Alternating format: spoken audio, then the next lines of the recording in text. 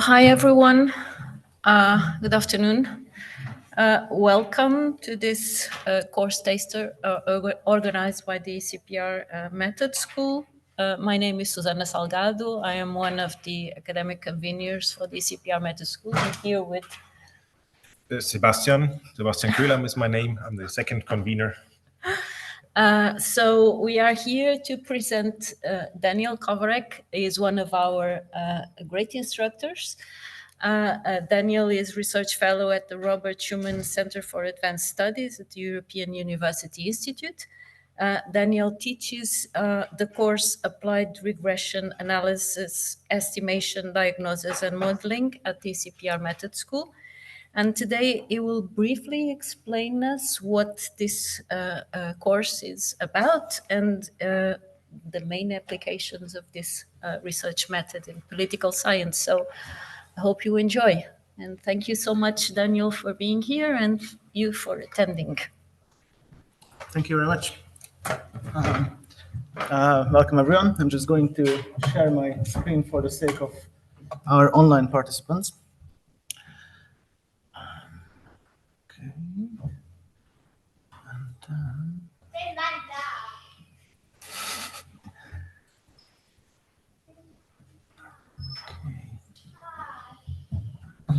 So I hope both online and on-site participants can see both me and the slides very well.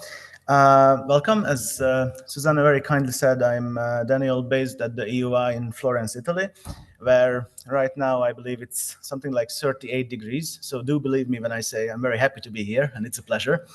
And in the next 25 minutes, I'm going to briefly talk through about how this course looks like, who is it intended to, and what do we usually do in those weeks, be it in the winter, the summer school, or the signature courses, where we cover these topics and we walk through how to do regressions and how to analyze them, how to do diagnostics, and basically how to craft your own research using the quantitative methods we teach.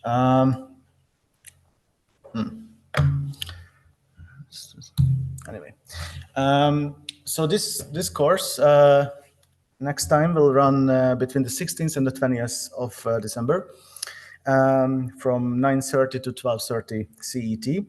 And the particularity or the real focus of this course is that we try to really tackle the applied skills.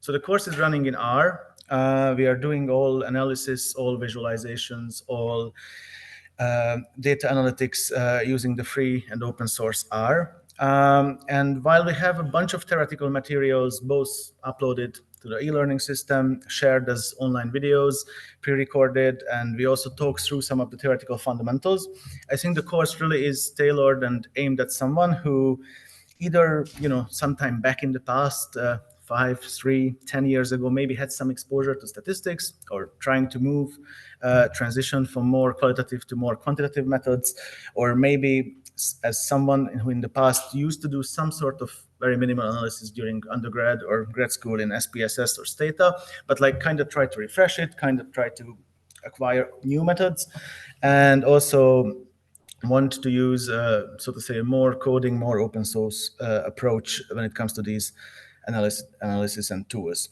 So usually we have very diverse cohorts, which I think is one of the, for me, it's one of the greatest pleasures when teaching this course, because usually we really have 19 and 20-year-old undergrads and also tenured faculties, and it works really well when it comes to peer feedback, helping each other, fixing each other codes. It's a very nice community of learning and collegial environment. So I envision this will also how the next iteration of this course, December, and also later in the winter and the summer schools will look like. So as I said, the course runs fully in R. The methods team of ECPR is kind enough to provide us the RStudio online version, the cloud. So you can, so to say, work in the cloud, which allows both me and my TAs to, real time see your codes. If you need to, we can jump in your code. We can fix anything that you feel needs to be debugged or you encounter some problems. I know it can be a tiny bit frightening at the very beginning when you're learning a new programming language to, why is it not running? Why something keeps bottlenecking me? But that's why it's good that we have, so to say, a cloud interface where from from your home environment, even if, so to say, your computer is not super powerful or don't want to deal with installing softwares directly on your computer. Or sometimes the other issue that can have is maybe your laptop or desktop is something that your university licenses or gives to you, and then you would need admin rights to install. So basically the purpose is that with this RStudio Cloud Online interface, we can also jump and quickly into your code and fix it. And also it doesn't require any, so to say, hardcore technical skills to install and to have it run on your computer. So as I said, it's an online course. The live sessions run on Zoom. They are not really lectures per se. So none of us have, I mean, we do have a slideshow, which you also see in the pre-recorded videos, which you can go through. You know, if you want to come back to any of the theoretical materials that you can cover from day to day. But the live sessions are not really aimed about that. There is no lecturing and no slide presentations there. It's really about the applied skills. So there are day-to-day assignments, one after each of the days that's happening. We call them 3 small and 1 more complex, but even the complex is nothing to be frightened about. And basically the live sessions are focused about giving you the analytical practical skills using R to construct your own analysis, to do a bunch of analysis using the textbooks and the pre-created materials that we deem to be particularly useful for certain methodological approaches, as well as to help your colleagues to go through, so to say, homeworks and assignments together, and to get this sense that, you know, none of us have the ultimate wisdom or the ultimate truth. R in particular is a coding language where there is no one right way to do something. It's not like you struggle 2 hours and then you finally unlock it. It's probably like 6, 10, 15 different ways to do the same task, and all 15 of them are equally good and equally legit. So that's why it's a nice atmosphere and it's a nice environment when we have usually like 10, 15 students, and then each and every one of us is helping the other. And, you know, some of you might be more versed in day 2 and others will like day 4 material more, but it's usually a nice community when it comes to helping each other acquiring these applied skills.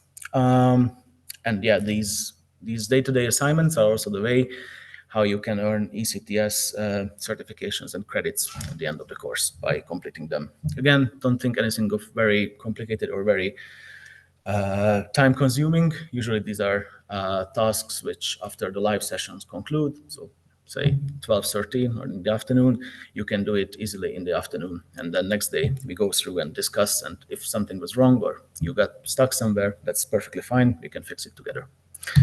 One minor note regarding the course structure. You might have seen these courses in the past or in the future iterations also advertised by my great friend and colleague Alex Moyes on the left. It's a bit like a most similar system design. He's based in the same institution. We are working on the same project, and we are having similar approaches when it comes to teaching. So if you have taken a course with him under this name, that's the exact same course. And if you see the course later advertised by him, it's also, we are talking about the same course. We are usually taking turns in who teaches the live sessions for the winter or the summer school.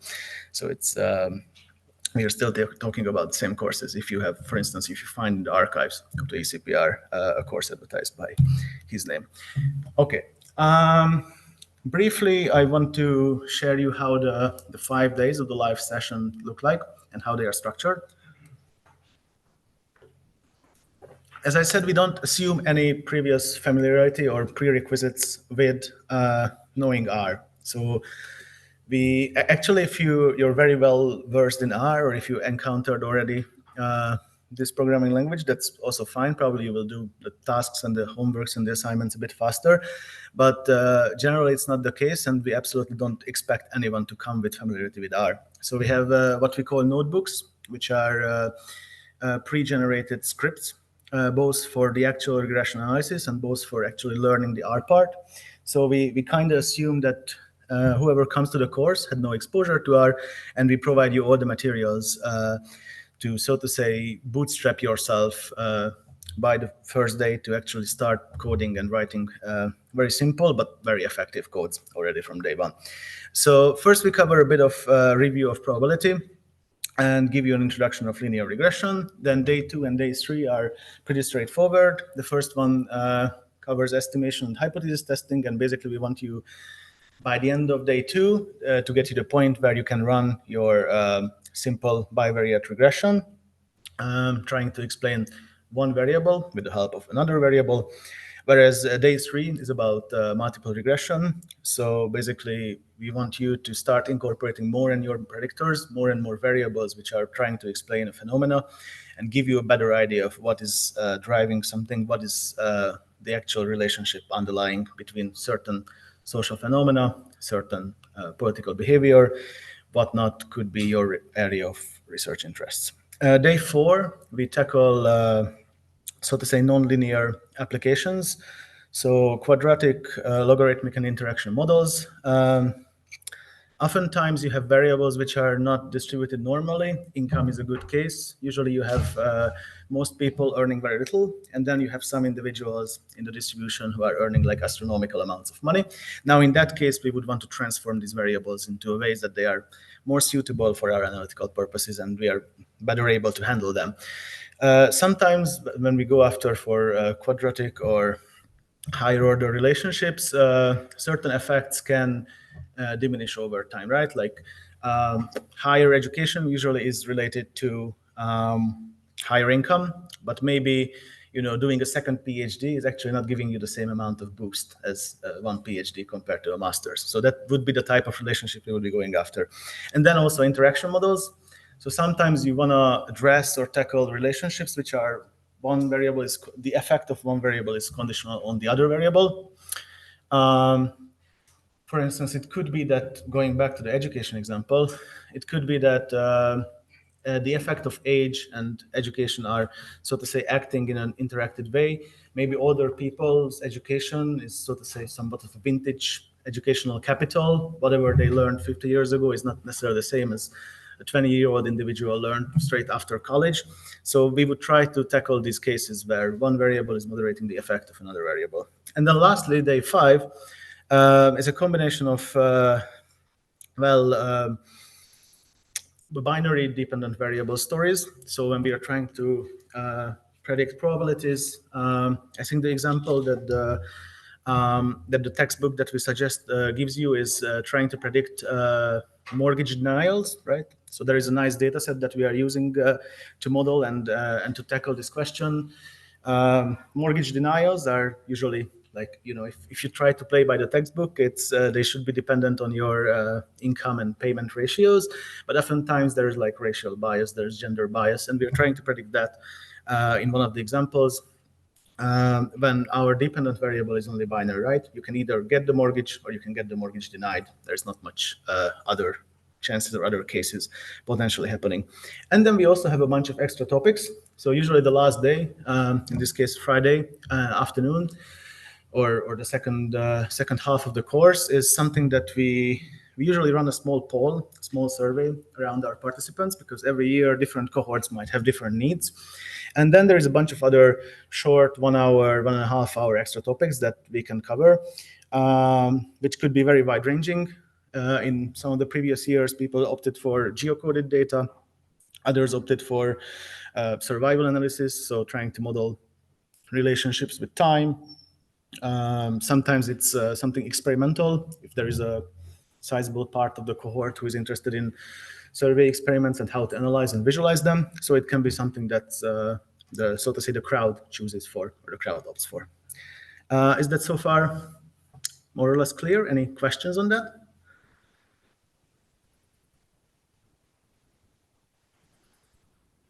Okay, if not, then yeah, I also put up the slide of the textbook, which we don't expect anyone to read, but we have all the materials usually uploaded to the canvas from it. So it has an accompanying data set, which is like nice structured data. And we are using these examples from the Stock and Watson textbook, such as the mortgage denial, or there is a nice data set on California school districts, trying to explain how school sizes, so teacher-student ratio, can actually predict performance, and how this performance is otherwise conditioned on racial, environmental, or economic related factors. Yeah, so I have 2 quick examples.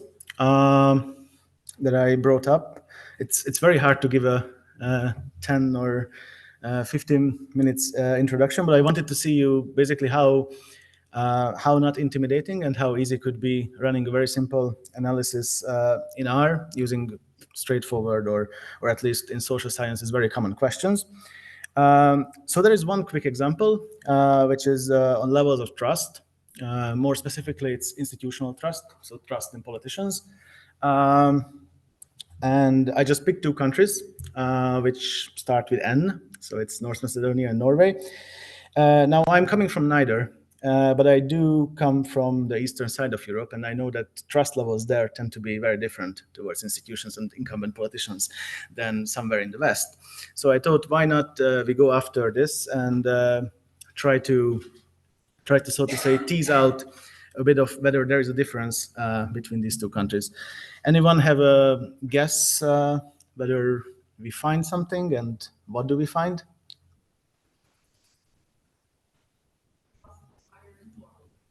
Okay, let's see. I'm not promising you much cliffhanger, but so how do we do that? And this is also the part which I thought I can put up because we cover it in day 2. So when I said hypothesis testing and when I said estimation, we usually start covering by t-tests, that is comparing group means. And that's exactly what we want to do here, right? So we have basically two, so to say, groups in this scenario. One is a bunch of individuals, respondents taking a survey from North Macedonia, and then we have another group is going to be respondents from Norway.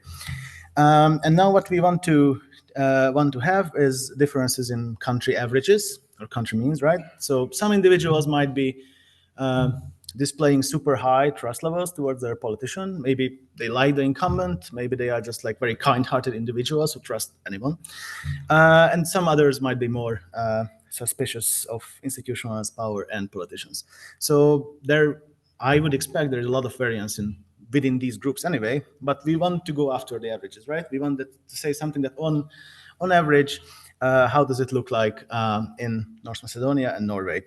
And this is going to be a case of an independent samples or two sample t-tests. If you're coming from more well, either experimental or natural sciencey or maybe psychological approach, then you might recall that this would be the exact same logic we have in treatment and control group, right? So some of the individuals would be exposed to something like a stimulus, a treatment, a medicine, and others don't. And these are two separate groups, right? There is no overlap. There is no individual who is both in Macedonia and Norway, at least in the survey. And there is no individual who in an experimental setup would be both exposed to a treatment and not exposed to a treatment. So these are independent samples, and we want to compare their averages. So I'm just going to quickly show you that.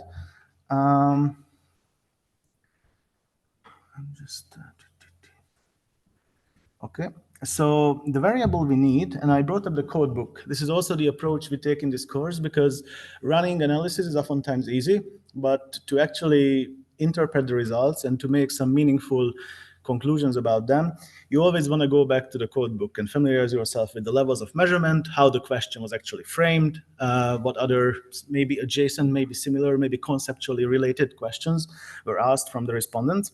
And in this case, we have the trust in politicians variable. So this is the ESS dataset, which we also use as one of our demonstrative examples in the course.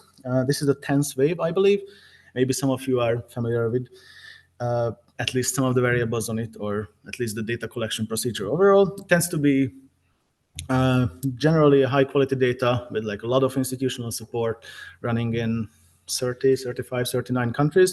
So it's generally a good and neat and clean way of data, which is helpful for us, right? Because most of your future research endeavors and cases, 80 and 90% of the time will be spent on cleaning, transforming, and fixing data, which in this case is not happening because we are offering you, at least for this week, so to say the honeymoon period of this course, neat and clean data sets, which will help you to run analysis easily. So So we have the trust in politicians variable.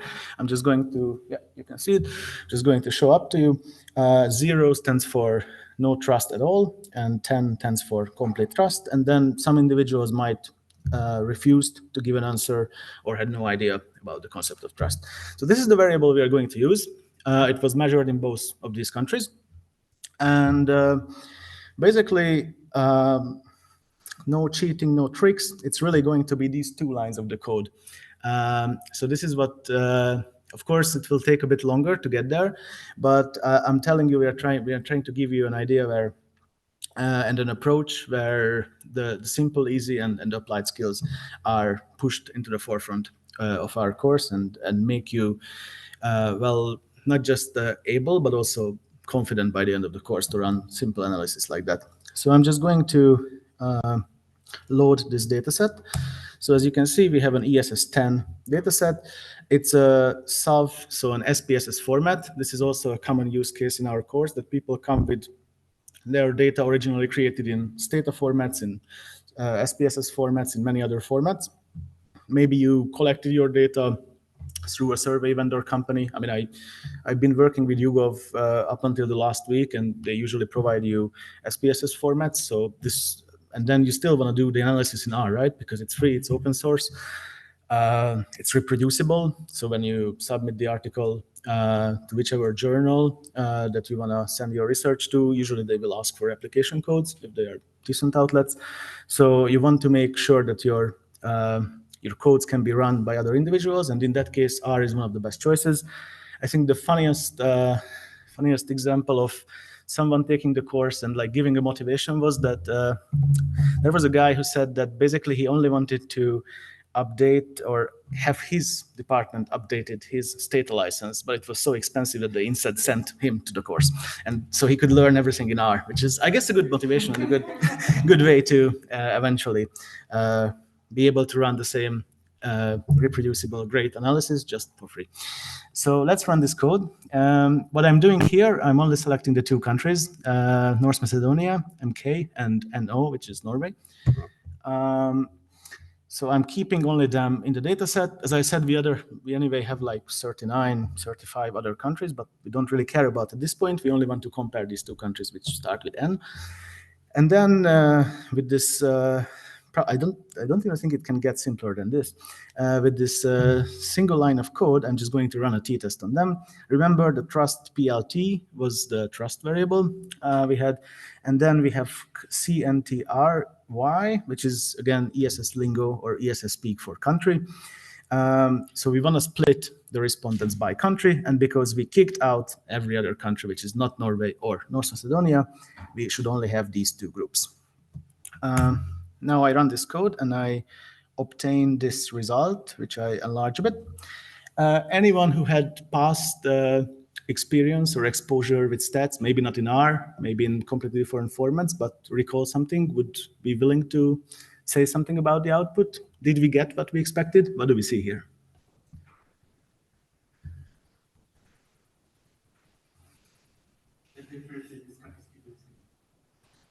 Yeah, so this would be something, a piece of information which we could obtain at least by looking at this output at least through three ways, right? So we would see a very small p-value. In case you would be afraid of scientific notations, I can turn it off for you, and then you would see it's a super tiny p-value. We would have a high t-value, right? And at the same time, we would see that the 0 is not included in the confidence interval.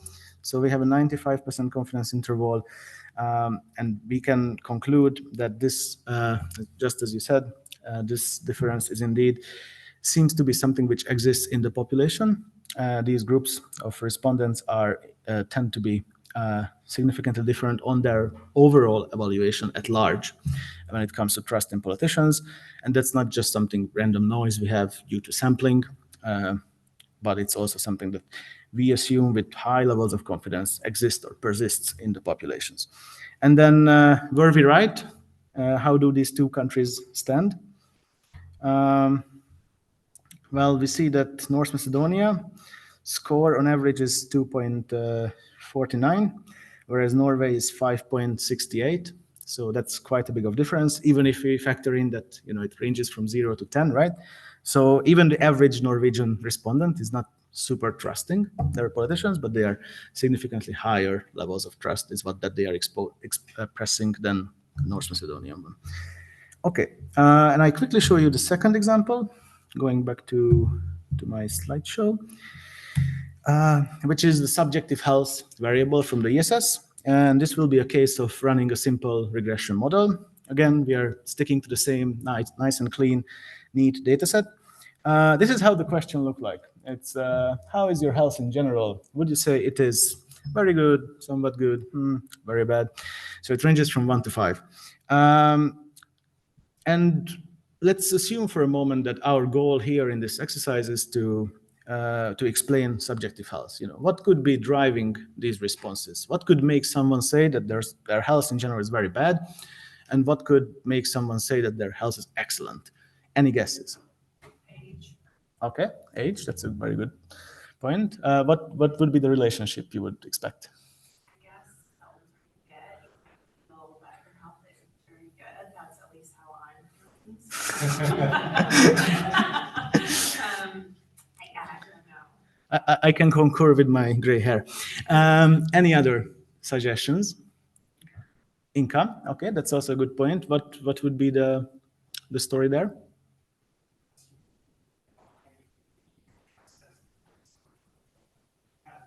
Mm-hmm.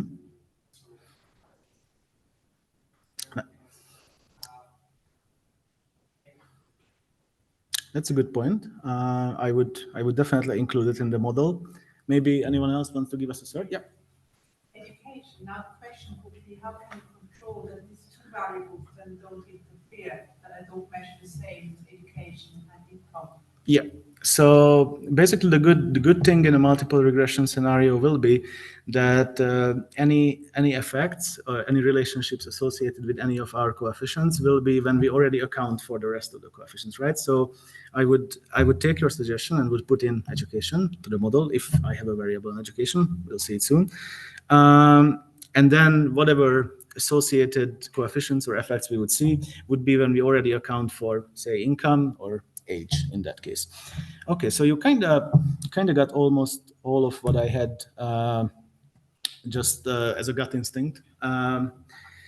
So I did put education, age, and income there. We have a subjective income variable here, right? So people, more and more people in these cross-national surveys tend to reject or refuse the idea that they provide you by the exact amount. I'm earning 55,000 euros per year or something. They will not, or less and less of them will do that. But instead, there is a subjective income measure, which is how they feel about their household income, which is, at least we have more respondents left because people are more open to share their responses. And also there's praying, which I found to be an interesting variable in this context. It's framed or operationalized as something, how often a respondent prays apart from religious services. And we know that praying has some health benefits, or there have been studies showing that in some cases it's associated with more better mental or physical health. Let's see if that's true or if it has any related effect. And then maybe we could also check the correlations first between our dependent and independent variables. So dependent variable in this context would be the subjective health, right? That's what we are trying to explain, whereas we would have a bunch of independent variables or the predictors or the possible causes, the reasons driving how respondents feel about their health. So I go back to my script. Now if you open the code book, or well, we haven't closed it, but we can go back to it.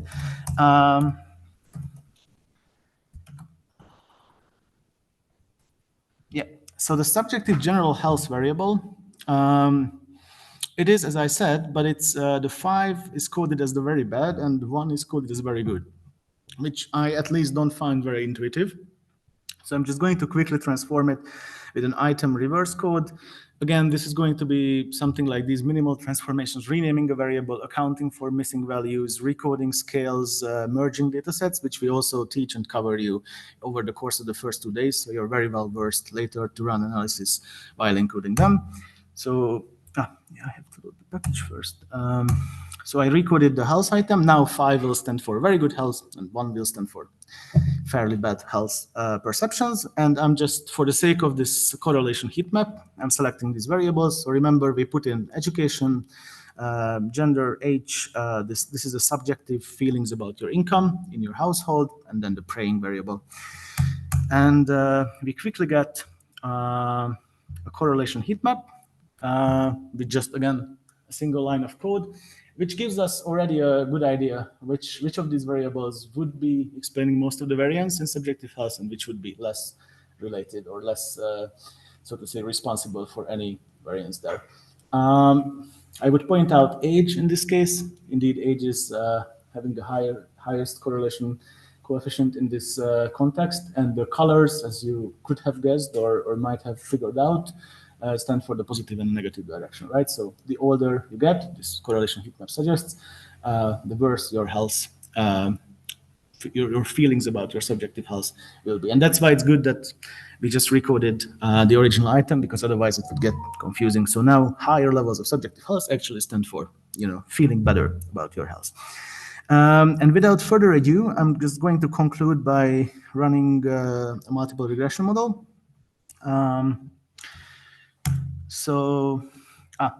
Gender was originally, again, and this is why we go back to the codebook. It wasn't coded very intuitively. 2 stood for female and 1 stood for male. So I'm just going to create a dichotomous variable because our linear regression context wants us to use dummy variables if they are not continuously measured. So I'm just creating a female variable here, which is more intuitive both when it comes to naming and coding than just saying gender. And I'm going to run a model where I also put in fixed effects for countries, right? So whatever variances are at the country level, we don't really care about. We want to focus on the individual level. Again, this is something we cover later in the course. I don't want to get into the details to leave time for the Q&A, but I just want to show you that with these 3 lines of code, you're already getting your regression models. Anyone would want to maybe pick a variable which is the most striking or most intuitive for them? What do we see here?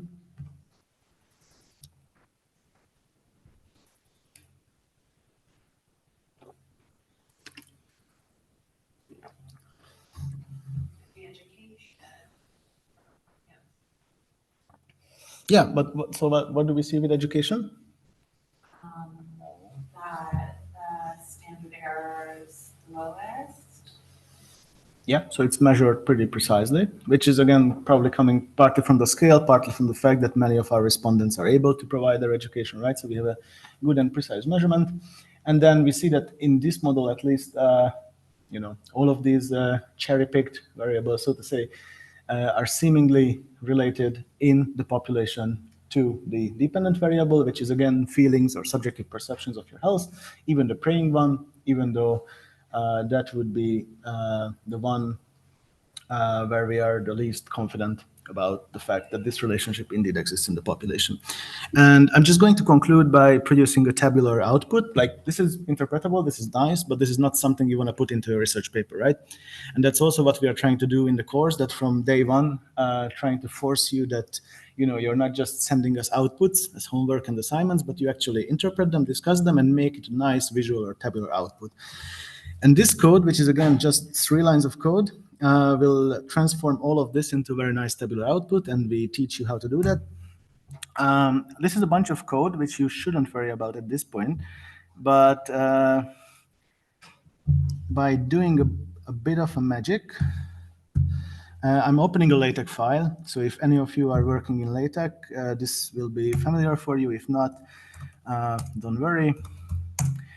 And I'm just copying the code, and voila. We have a super nice tabular output, already pre-formatted in a way that any journal would accept and take. And that's where I conclude, I believe. And I'm very much looking forward to any questions, doubts, or inquiries about the course. I'm happy to stay here and answer them. Thank you.